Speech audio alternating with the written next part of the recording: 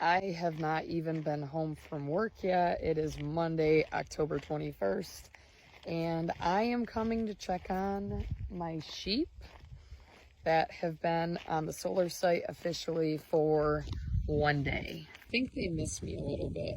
I pulled in and they were standing right here. It was almost like they were waiting for me. But I'm gonna go check on their water and make sure everyone seems okay. It looks like the entire flock is here. I think we have 43 animals out here. And I see both rams, so that's a good sign. Nobody has offed the other one, because sometimes when you have more than one mature ram or one breeding ram in with a group of females, you may run into some problems. But they're even following me. Look at them. Those two that were trailing closely behind me are Daffodil and Rose, I believe. They really don't consume that much water while they're out here, so we have this tank thing that we filled up with water the day that we brought them out, which was yesterday, and it didn't even look like they drank any water out of the 2 tubs that we had filled for them. So we know that this time of year they don't really drink much when they're out on pasture because it's not as hot during the day and they don't need as much hydration. But, you know, gotta cover your bases. I'm also using this video to document for my own purposes to see which females are getting marked. It does look like Lily may have been covered. Oh, wait, no, this is Lily. There's one that looks just like Lily over here.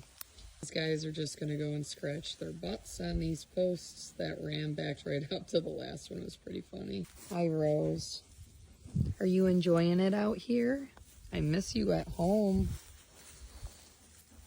Hey, buddy. This is my companion weather. How's it going, big guy? You loving it? And Daffodil. Hi, Daffy. You're huge. You look so healthy. I kind of freaked out when the array started moving. It does slowly rotate. So receiving this solar contract will definitely change up our sheep management. I had originally planned on selling more ewe lambs than I actually did sell. And it turned out to be a blessing in disguise, because in order for these guys to graze this area, we need a lot of sheep. This is actually a 15-acre solar field. So we'll see how they trim it down this fall, and then that will help us get a game plan going forward of what we are looking at as far as exposure is concerned. And, you know, if we're able to take on another solar contract, ideally, if I have 37 ewes and each one has at least 1 lamb, they most likely, the older ones, will have 2 or 3 lambs each, and hopefully the yearlings will have singles.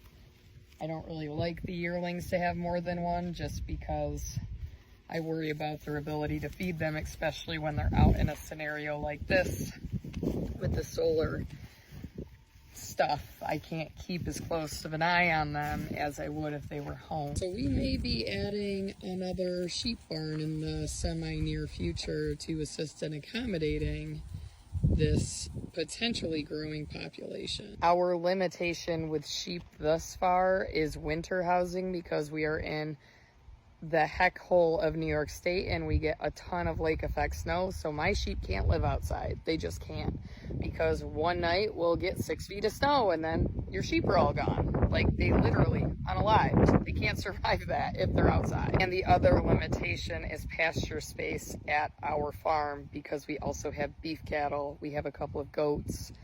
And it's just not realistic. So by having the opportunity to partner with a farm like this, it helps us manage these animals more efficiently, and we can actually increase the number that we have, so that hopefully we can continue getting more contracts.